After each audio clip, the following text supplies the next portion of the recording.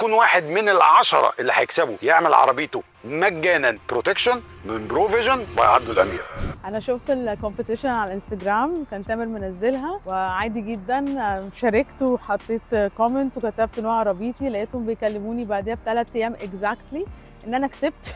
انا اصلا كنت بلعب بصراحه، ما كنتش عارفه ممكن اكسب، عمري ما كسبت في حاجه.